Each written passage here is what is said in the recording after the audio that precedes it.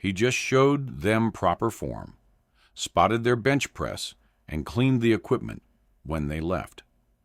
The gym members saw him as another minimum wage trainer who probably couldn't afford the membership himself. Until three armed men walked through the front door at closing time, and suddenly his basic stretching routine became something the Marines had taught him in a place where mistakes meant body bags. Welcome to the Silent Heroes. Before we continue this story of hidden valor and instant recognition, tell me in the comments from which city in the world are you watching this video today? And if you believe stories like this deserve to be heard, hit that subscribe button and help us honor those who serve in silence. The Iron Temple Fitness Center sat on the corner of Maple and 3rd, squeezed between a dry cleaner and a pizzeria that stayed open until 2 a.m. It wasn't the fanciest gym in town, but it was clean, affordable, and open 24 hours. The kind of place where suburban moms did yoga at 6 a.m., college kids lifted after class, and night shift workers squeezed in cardio before heading home. Every evening at 7 p.m., when the dinner rush died down and the serious lifters started filtering in, Connor Blake would arrive for his shift. He wore the same faded red polo shirt with trainer embroidered on the chest, the same worn khaki pants, and the same quiet expression that never seemed to change whether someone was bench pressing their body weight or struggling with 5-pound dumbbells. Connor wasn't built like the other trainers. He wasn't 6 feet 2 inches, with Instagram-worthy abs and a supplement sponsorship. At 5 feet 9 inches and maybe 170 pounds, he looked more like an accountant than someone who worked in fitness. His brown hair was always neat but never styled. His shoes were clean but clearly from a discount store, and he carried himself with the kind of careful posture that suggested he'd learned early in life not to take up too much space. The members who bothered to notice assumed he was working his way through community college, maybe saving up for a real career. None of them guessed that he'd already had a career, one that had ended in a VA hospital, with doctors telling him his fighting days were over. The members barely noticed him. When they did, it was usually to ask him to reset weights or clean up someone else's mess. A few of the regulars knew his name, but most just called him, "Hey Trainer," or didn't call him anything at all. He didn't mind. He'd nod, help with whatever they needed, and fade back into the background like furniture that happened to move. What they didn't see was how he watched, how his eyes tracked every person who entered, noting their posture, their gait, the way they scanned the room, how he positioned himself near exits without seeming to do it on purpose, how he could tell within 30 seconds whether someone was there to work out or, for some other reason, entirely. The gym had 3 types of regulars. There were the serious bodybuilders who treated the place like a temple, arriving at the same time every day with military precision. There were the casual members who came when they could, worked out for 40 minutes, and left without much fanfare. And then there were the show-offs, the ones who lifted too heavy, grunted too loud, and treated Connor like he was invisible unless they needed someone to load plates for them. Brett Colson was definitely in the 3rd category, a personal injury lawyer who'd discovered CrossFit at 35 and now considered himself an expert on everything fitness-related. Brett made a point of correcting Connor's form cues whenever other members were listening. "Nah, you want to grip wider on that," Brett would announce, stepping between Connor and whichever member he was helping. This guy's been working here for what, 2 years? Still hasn't figured out basic biomechanics. Connor never argued. He'd step back, let Brett take over, and move on to the next person who needed help. The members appreciated it, they thought. Better to learn from someone who obviously knew what they were talking about than from the quiet guy who probably couldn't even deadlift his own body weight. If they'd looked closer, they might have noticed that Connor never seemed surprised when equipment broke or when someone got injured. He'd appear with the right tool or the right first aid supplies before anyone thought to ask for them. He knew which machines made which sounds when they were about to fail, which members pushed too hard and might need a spotter, which new faces to watch more carefully than others, but they didn't look closer. Connor was furniture. Useful, reliable furniture. That Tuesday started like any other. The afternoon crowd had been typical. A few retirees doing gentle cardio, some college students destroying their form on compound lifts, a handful of women who came for the group fitness classes and left immediately after. By 9 p.m., the gym had settled into its evening rhythm. Brett was there, of course, working chest with his usual training partner, Derek. They'd claimed the flat bench near the front windows and were taking turns hitting personal records while Connor spotted them silently. Neither man acknowledged him beyond pointing at plates they wanted loaded. "This is nothing," Brett grunted, pressing 225 for the 8th time. "Back in college, I was benching 275 easy. Could probably still hit 300 if I really wanted to." Connor said nothing, hands ready to catch the bar, if needed. He'd been listening to Brett's college stories for 2 years now. They changed, depending on his audience, but the theme was always the same. Brett had once been much more impressive than he was now. Near the back of the gym, 2 other members were finishing up.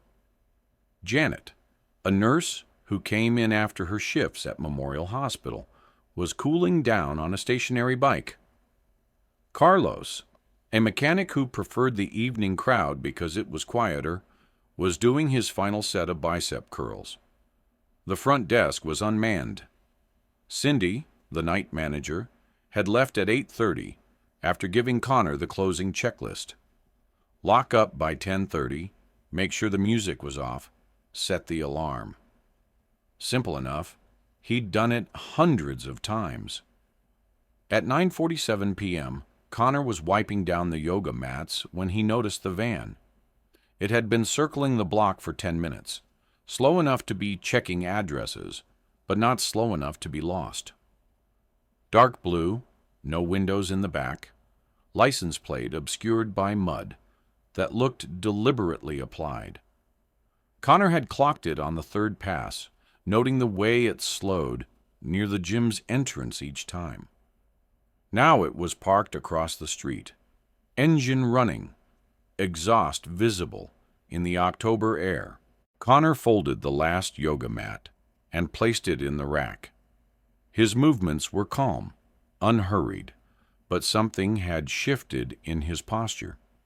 His shoulders had dropped slightly, his weight had moved to the balls of his feet, and his hands hung loose at his sides in a way that looked casual but wasn't. The van's doors opened. 3 men got out, all wearing dark clothes, all moving with the kind of synchronized purpose that Connor recognized immediately. The first man was tall and heavy, the kind of size that intimidated civilians. The second was smaller, but carried himself like a predator. The third stayed by the van, eyes scanning the street. They walked toward the gym's front entrance with the confidence of people who had done this before. Connor moved toward the front desk, his path taking him past Brett and Derek without seeming intentional. As he passed the bench, he spoke quietly, his voice carrying just far enough to reach the two men. "When I say down, hit the floor, and stay there." Brett paused mid-rep. "What did you—" The front door chimed as the first man pushed through. He was wearing a ski mask now, and the bulge under his jacket wasn't from poor tailoring. "Everybody stay calm," the man announced, his voice echoing off the gym's concrete walls. "This is just business. Nobody needs to get hurt." The second man entered behind him, moving to Connor's left and blocking the emergency exit near the cardio equipment. His hand was inside his jacket, clearly gripping something. Brett dropped the barbell with a crash that seemed to echo forever. Derek scrambled backward, knocking over a water bottle. Near the back, Janet had frozen on the bike, one foot still on the pedal. Carlos dropped his dumbbells and raised his hands instinctively. "Down," Connor said quietly. The first gunman turned towards the sound of his voice, and that's when everything changed. Connor didn't run toward cover. He didn't raise his hands or try to negotiate. He simply moved, and the way he moved made it instantly clear that the quiet gym trainer had learned his physics somewhere much more dangerous than a certification course.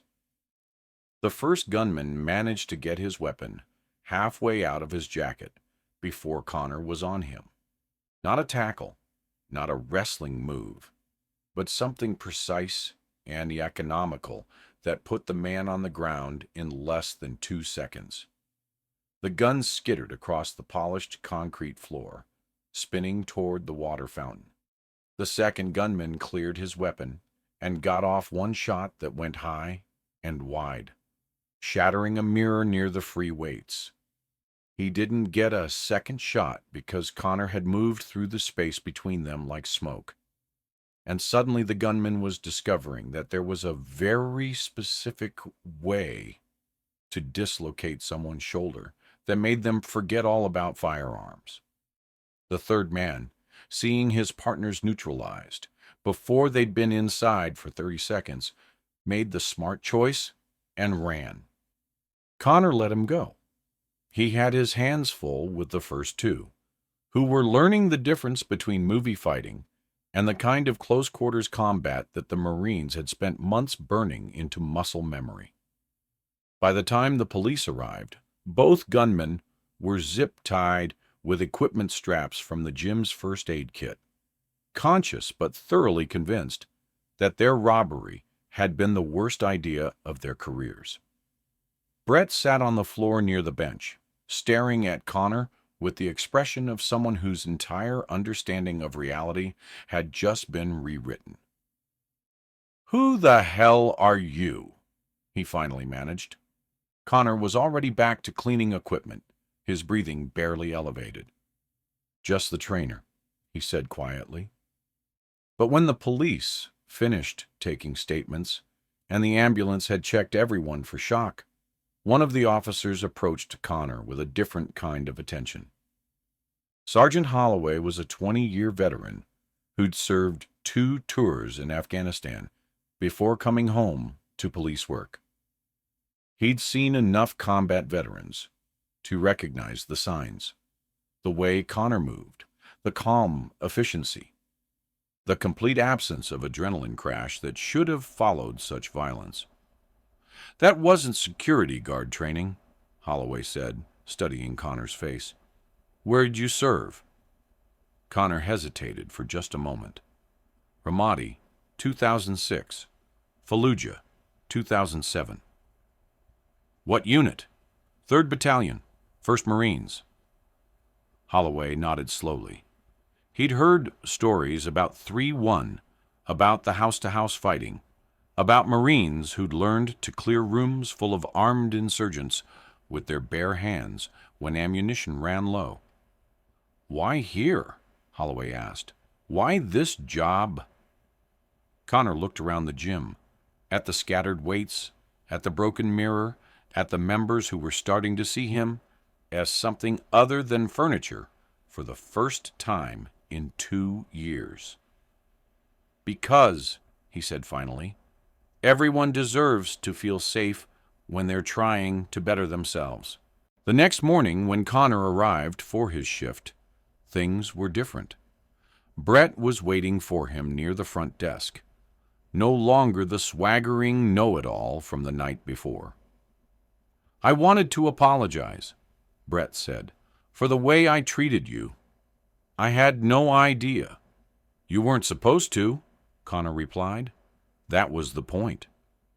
Over the following weeks, word spread quietly through the gym's membership. The story grew in the telling, as stories do, but the core remained the same. The man they'd overlooked, the trainer they'd barely noticed, had been carrying skills they couldn't imagine. Connor still wore the same faded polo shirt, still cleaned the same equipment, still helped with form and spotted bench presses. But something had shifted. Members asked his opinion now, really listened when he answered. They said good morning when they arrived, thanked him when they left. He never told the full story, never mentioned the firefights, the improvised explosive devices, the nights spent clearing buildings where every door might hide an enemy fighter. Never talked about the friends who didn't make it home, or the reasons he'd chosen to come back to a place where the biggest danger was someone dropping a weight on their foot. The gym installed a new security system the following month. Better cameras, a panic button behind the front desk, brighter lighting in the parking lot. Officially, it was a response to the attempted robbery. Unofficially, everyone understood that some threats couldn't be stopped by cameras. Connor appreciated the upgrades, but he knew that real security came from awareness, from training, from the willingness to act when action was needed. He'd learned those lessons in places where backup was miles away and mistakes were measured in blood. Now he taught different lessons: how to lift safely, how to push limits without breaking, how to respect both the weights and the people around you. But underneath it all, he remained ready, watching, protecting people who would never know how much protection they needed. Because sometimes the most dangerous place isn't a battlefield. Sometimes it's a quiet gym on a Tuesday night, where people come to challenge themselves and trust that someone is watching over them. And sometimes the person watching over them is someone who learned to fight in hell and chose to serve in heaven. So, I'll ask you, have you ever met someone like Connor? Someone who seemed ordinary until the moment they weren't? Someone who carried skills they never needed to prove until the day they proved everything? Share their story in the comments. Let us know who they were, how they served. Because here, at the Silent Heroes, we believe the most powerful warriors are the ones who never needed to tell you they were warriors. Thank you for watching. If this story moved you, subscribe and share it with someone who needs to remember that heroes don't always wear uniforms. Sometimes they wear polo shirts and ask if you need a spot.